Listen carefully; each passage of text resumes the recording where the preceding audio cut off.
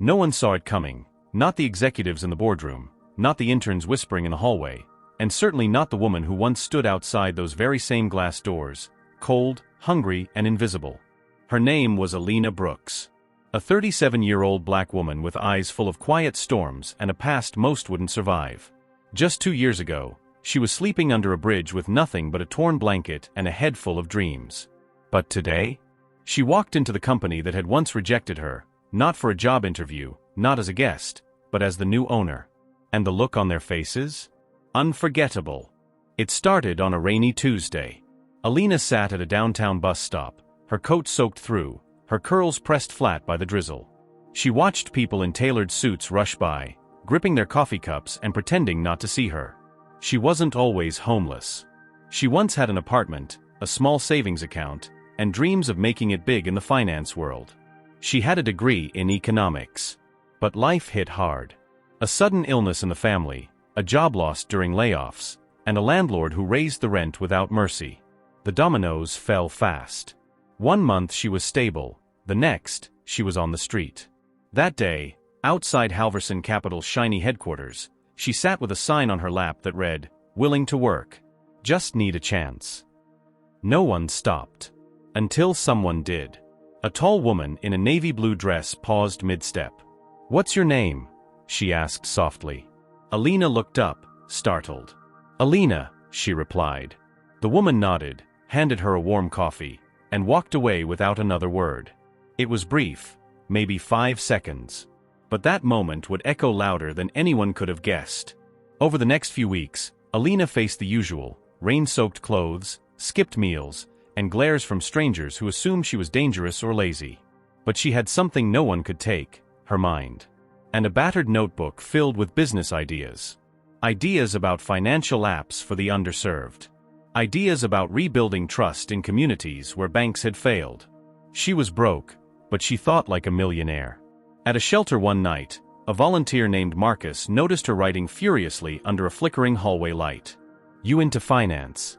he asked. Alina nodded. "Still am." That answer surprised him. He offered her a warm dinner and a chance to chat. Marcus, a former CPA turned social worker, was blown away by her vision. He referred her to a free startup workshop at a local community center. Alina went, not missing a single session. She showed up early, stayed late, asked questions that even stumped the instructors. Her ideas? Bold. Revolutionary. One mentor, Mr. Reynolds, a retired investor, pulled her aside. "You've got a mind built for this world," he told her. "You just need capital." And he gave her some, $5,000, to be exact. Just enough to get her business off the ground. She named her startup Second Chance, because that's what she needed most, and what millions of others like her were never given. Her platform? A mobile financial advisor designed for people on the margins. Within months, it gained traction. Fast. Then came her second investor. The woman in the navy dress, Claire. She was the daughter of Halverson Capital's CEO. "I remembered your eyes," she told Alina. "You were brilliant. I saw it then." As Second Chance grew, so did Alina's fortune. Not just in money, though she became a millionaire faster than anyone expected, but in dignity, in confidence, in power. And one day, Alina made a bold move. She placed a quiet bid to acquire Halverson Capital itself. And no one, absolutely no one, saw it coming. Before we dive deeper into this journey, if you enjoy stories that touch the heart and inspire the soul, hit the like button, subscribe, and comment below where you're watching from. We love hearing your stories too. The day the offer landed on the boardroom table, the executives at Halverson Capital were stunned into silence. The offer was clean, aggressive, and backed by a fortune they didn't expect a startup like Second Chance to have. Whispers filled the room. "Who is this Alina Brooks?" one of the senior partners asked. The name sounded vaguely familiar, but no one could place it, not yet. Meanwhile, Alina sat in a cafe just a few blocks away, sipping black coffee with trembling hands. Not from fear, but from the weight of it all. The same building where she once begged for an opportunity was now within her reach, as its new owner.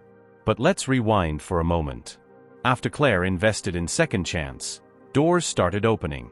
Investors who once ignored Alina's emails were now requesting meetings. But she didn't forget how it felt to be invisible. She kept her circle small. Loyal. Her first hires were people who, like her, had been rejected by the system. A former waitress with a finance degree, a single father who'd been laid off from Wall Street, and a brilliant coder who had once lived in his car. Alina built her team not based on where people came from, but where they were capable of going. Her mission was simple: democratize financial access.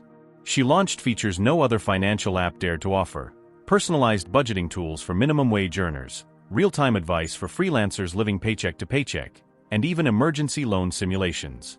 And the results? Transformational.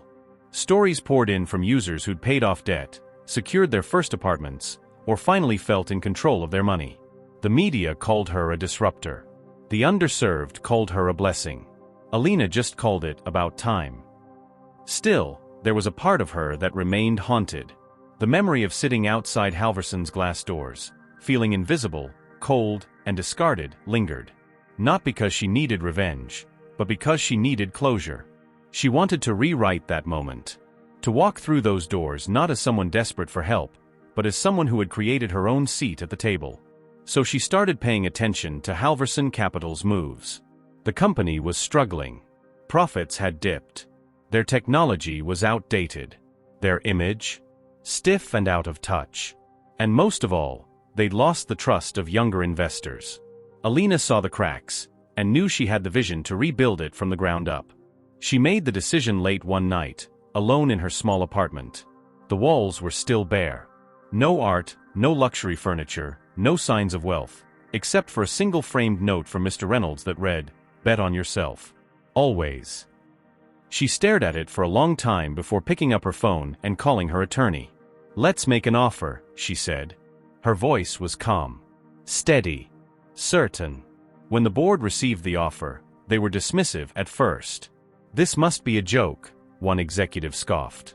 "We're not selling to a startup." But then the numbers came in. Alina's company wasn't just successful, it was thriving. Her user base had exploded. Her valuation? Sky high. And her liquidity? Enough to buy them out, cleanly. That's when Claire stepped into the conversation. She was still a shareholder, and when asked about Alina, she simply smiled and said, "She's exactly what this company needs."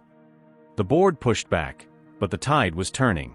Alina was invited to a conversation at Halverson's headquarters. When she entered the marble lobby, dressed in a simple navy suit and heels worn just enough to be comfortable, something electric shifted in the air. Receptionists paused. Elevator doors seemed to open slower. Every second felt like a lifetime. She took it all in: the cold air conditioning, the smell of expensive coffee, the echoes of voices in glass-walled offices. This was once her battlefield. Now it was her boardroom. And just before the elevator doors closed behind her, someone recognized her. "Wait, isn't that the homeless woman who used to sit out front?" The words echoed like a sharp whisper down the marble hallway. Alina heard it, clear, cutting, and familiar. But instead of shrinking, she turned her head slightly, locked eyes with the receptionist, and offered a small, dignified smile. "Yes," she said softly, "that was me." And with that, the elevator doors slid shut. Inside, Alina stood tall. Her heart pounded, not from shame, but from the weight of every moment that brought her here. The elevator rose floor by floor, carrying with it years of rejection, pain, and unshakable resilience. When she stepped into the boardroom, the tension was thick. 11 men in tailored suits sat around a long glass table. Only Claire stood to greet her, offering a warm handshake and a look that said, "You've already won." The chairman, Mr. Langford, cleared his throat. "Ms. Brooks," he began, emphasizing her name like it tasted unfamiliar in his mouth, "we appreciate your interest in Halverson Capital. But surely you understand our hesitation." Alina nodded. "Of course. I expected it." She opened her briefcase and slid a thick folder across the table. Inside, numbers, projections, tech models, and client growth data that made even the most skeptical board member sit a little straighter. Second Chance has a retention rate double the industry standard. Our monthly active users have surpassed yours in 18 months. We're serving a market you've ignored for decades. She paused. And that market? is growing. The room fell quiet. One executive leaned back and scoffed, "But what experience do you have managing a legacy institution like ours?" Alina met his gaze. "The kind that comes from surviving on $3 a day. The kind that teaches you how to stretch a budget, lead under pressure, and build loyalty where trust has been broken." Her voice was calm. Fierce. "I've led with empathy. That's something your leadership hasn't seen in years." Claire leaned forward. "Gentlemen, I've worked in this company since I was 22. And I've never seen anyone bring numbers like hers, or vision." She paused, then added, "Let's not forget the PR disaster we had last quarter. Alina has something this firm is starving for: authenticity." But Mr. Langford wasn't convinced. "Why buy us?" he asked sharply. "Why not just let us fail and watch from the sidelines?" The question hung in the air like a loaded gun. Alina breathed in.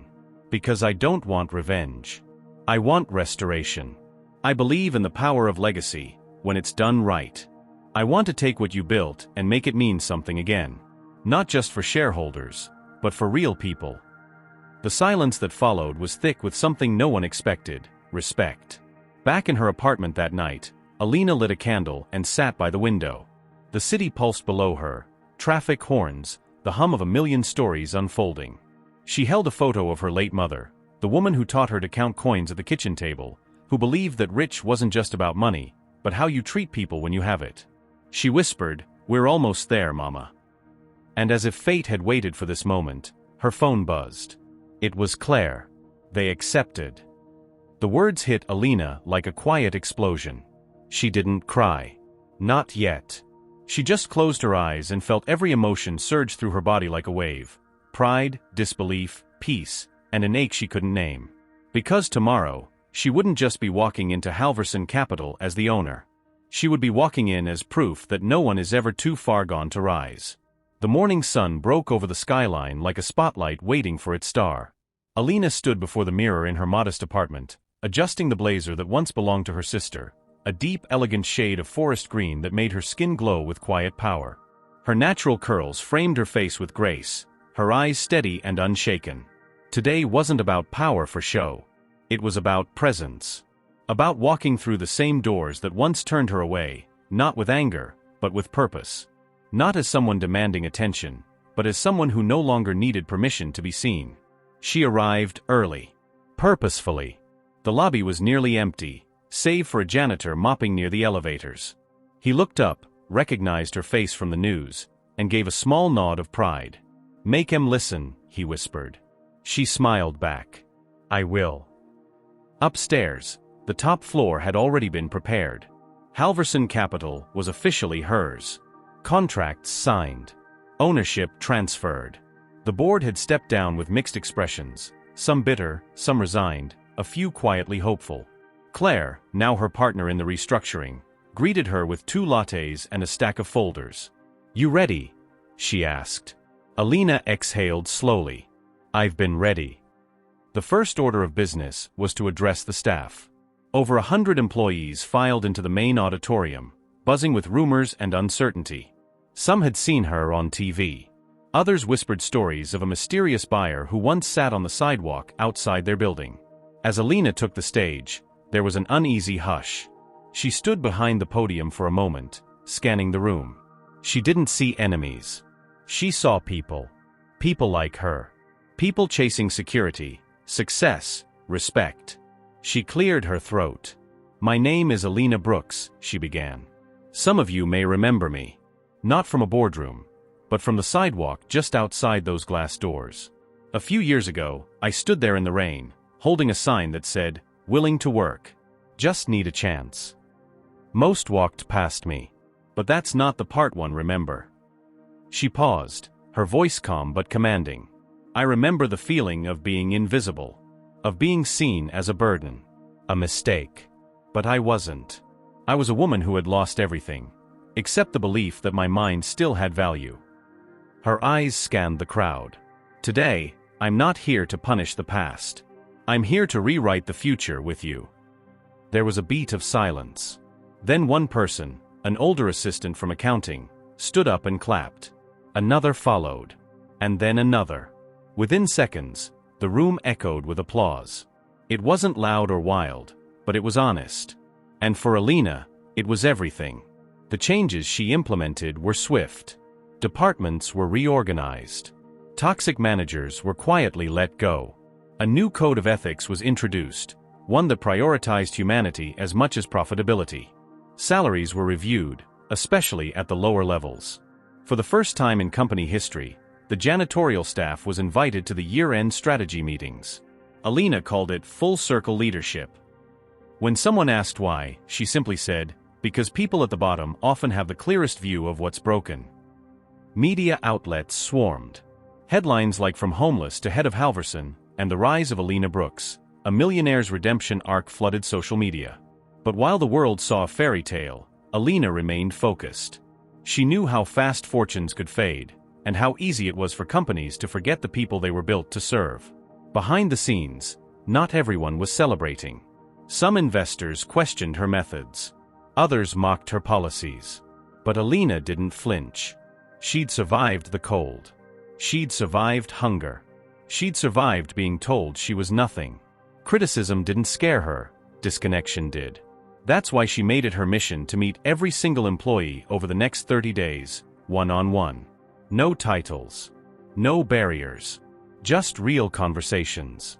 And one of those conversations would uncover a secret that would change everything. It happened on a quiet Thursday afternoon, during what was supposed to be a routine one-on-one. Alina had just finished meeting with the design team and was heading into a small break room for her next scheduled chat, this time with a woman named Gina, a receptionist who had been at Halverson Capital for over a decade. Gina was in her mid-50s, with streaks of silver in her braids and a voice as warm as honey. She walked in carrying a nervous smile and a folder of notes she didn't need, habits from years of not being heard. Alina gestured for her to sit. "You don't need that," she said gently, pointing to the folder. "I'm here to listen, not grade you." Gina let out a soft laugh and relaxed. They talked for 20 minutes, about the front desk systems, the outdated scheduling software, and how Gina had ideas to make onboarding smoother. But just as the meeting was winding down, Gina hesitated. Her fingers tightened around her coffee cup. "There's something I never told anyone here," she said, her eyes flicking to the closed door. "About you." Alina tilted her head, curious. Gina's voice dropped to a whisper. "I saw you. Back then. On the sidewalk. You were there for weeks. I used to walk by fast, pretend I didn't see you. But I always saw you." Alina didn't speak. She just listened. "One day, you were writing in that notebook. I was leaving late, it was already dark. I saw the rain had soaked through your blanket. I had an extra umbrella in my bag, and I almost gave it to you, but I didn't." Gina's voice cracked. "I was afraid someone would see. Afraid of what people would think. I've regretted it every day since." Alina reached across the table and placed her hand over Gina's. "Thank you for telling me. That means more than you know." And it did. Because it reminded her that compassion wasn't always loud. Sometimes it was silent. Hesitant. Human. But then Gina said something else. Something that made Alina freeze. "Back then, one of the partners here, Mr. Canning, told security to call the police on you. He said, 'She's bad for the image.' I remember hearing it. I never said anything. I was scared. But you need to know." Alina sat back slowly, her mind spinning. Mr. Canning had been one of the most vocal opponents during the acquisition process. He'd voted against her offer. Claimed she lacked pedigree. Now it made sense. He didn't just disapprove of her business, he recognized her. And he didn't want her rising. He wanted her erased. That night, Alina walked home instead of taking a car. The city lights blurred through her thoughts. She passed by the very spot where she used to sit, her old corner, where her dreams nearly died. She stood there for a moment, letting the noise of the city rush around her. She remembered the cold, the fear, the feeling of being forgotten. But now, she was the one with power, with money, with a millionaire's influence. And the question wasn't could she use it, but how. Back in her apartment, she opened her laptop and pulled up the company files. Mr. Canning still held a significant stake.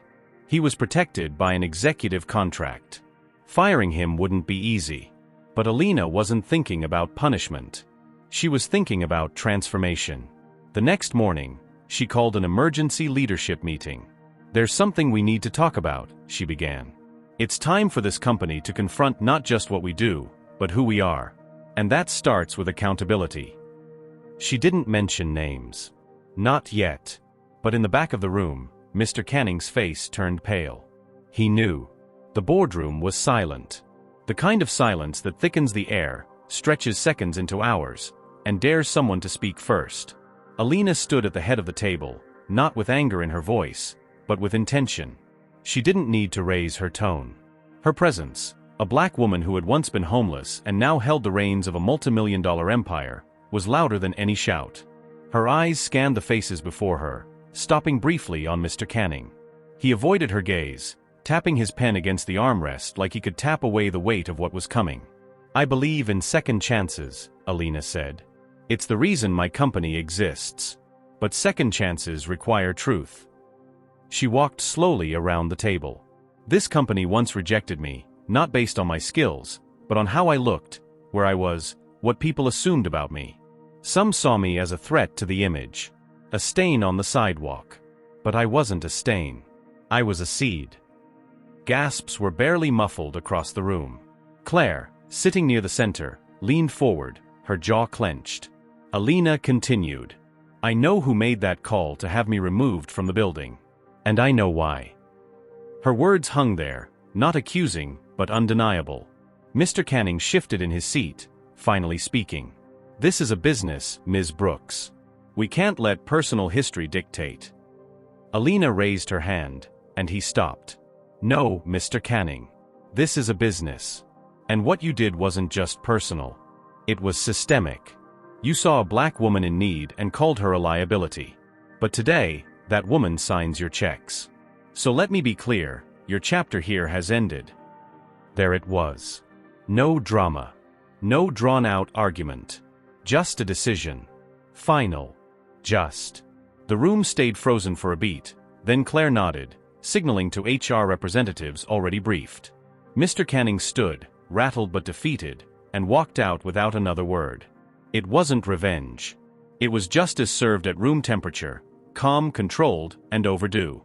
After the meeting, Alina returned to her office, where the skyline shimmered with possibility. She sat at her desk, took a deep breath, and allowed herself a small smile. She didn't need applause. She didn't crave validation. She had created something that no one could ever take from her again, power with purpose. That evening, the company hosted a welcome event for Alina and her team. Employees from every department gathered in the lobby, unsure of what to expect. The vibe was different. Softer. More real. The champagne was replaced with coffee and cookies. The speeches were replaced with stories. Alina stepped up, wearing the same forest green blazer, now her quiet symbol of pride, and looked out at her team. "I don't care what school you went to," she began, "or where you grew up. I care about what kind of person you are when no one's watching. I care about the ideas you've been too afraid to share. I care about your story, because stories like ours deserve to be told, not erased." The room burst into applause, not polite or rehearsed, but full-hearted. People saw her not just as a CEO or a millionaire, but as someone who had walked through the fire and come out whole. Later that night, Alina found herself back on the rooftop alone, the city humming beneath her. She thought of all the people who'd helped her along the way: Marcus, Mr. Reynolds, Claire, Gina. She thought of the people who never would have guessed she'd make it. And she thought of herself, the version who once cried herself to sleep on a cardboard mat. "You made it," she whispered to the night sky. "We made it." But her journey wasn't over. Because the next morning, a letter would arrive that would change everything again. The letter came not by email, not by phone, but as a hand-delivered envelope, cream-colored, unmarked, and sealed with a crimson wax stamp that shimmered in the morning sun. Alina stared at it for a moment, instinctively sensing that it carried weight. She broke the seal with steady fingers, unfolding the thick parchment inside. The handwriting was elegant, old-fashioned. It read, "Ms. Brooks, I've followed your journey. You don't know me, but once years ago I was like you, invisible, overlooked, forgotten. Today, I lead a global initiative focused on rebuilding cities from within. And I want you on board. Not just as a partner, but as a visionary. It was signed only with a name, M.K. Bennett. Her eyes lingered on that name. It wasn't familiar, but the impact of the words settled deep into her chest. Alina knew this wasn't just another opportunity. It was an invitation to scale her impact beyond finance. Beyond even Halverson. It was a doorway, and she was being asked to walk through it. She took the letter to the window, where the city stretched wide and humming with potential. Her reflection blended with the skyline, a woman carved from adversity, wrapped in purpose. The timing felt intentional. Halverson was now stable, her team empowered, her leadership cemented. But something inside her stirred, not restlessness, but readiness. That same fire that once kept her warm under concrete bridges was now whispering again, "There's more to build." Later that day, Alina called a company-wide meeting. This time, not in a boardroom or auditorium, but live-streamed from her office to every corner of the company. She appeared on screen, standing in front of a wall newly decorated with photos of the people who'd helped her rise, not in glossy frames, but pinned like a living mosaic of gratitude. "I've always said Second Chance wasn't just a company," she began. It was a promise. A promise that no one should be defined by their worst day. That talent and brilliance don't come with a zip code or a pedigree. She took a breath. "I'm not leaving Halverson. But I am expanding what we do. Starting today, we're launching the Legacy Initiative, a partnership with global leaders to bring financial education, digital tools, and opportunity to underserved neighborhoods around the world." The comments exploded. Cheers erupted across offices. In that moment, she wasn't just a CEO. She was a movement. A catalyst. Living proof that power in the right hands changes everything. That night, she visited her old corner again, not to remember the pain, but to leave something behind. She crouched and placed a small bronze plaque at the base of the building. It read, "To every soul who ever felt invisible. You are seen. You matter. Keep going." She stood and stepped back, watching a young girl pause at the plaque, read it, and look up at Alina with wide eyes. "Did you write this?" the girl asked. Alina smiled. "Yes." The girl grinned. "I want to be like you one day." Alina knelt beside her. "You already are," she said softly. Because the real legacy wasn't her title, or her money, or even the company she built. It was moments like this, when one spark became another, and the fire of possibility spread. And as she walked away, the city behind her glowing gold in the dusk, Alina Brooks disappeared into the rhythm of a world she no longer had to chase. She was leading it. Step by step. Story by story. 1 second chance at a time. If this story touched your heart, don't forget to give this video a like, subscribe to our channel, share this video and tell us in the comments, what part of this journey moved you the most? There's another story waiting for you, and it might just change the way you see the world. Thank you so much for watching and see you soon.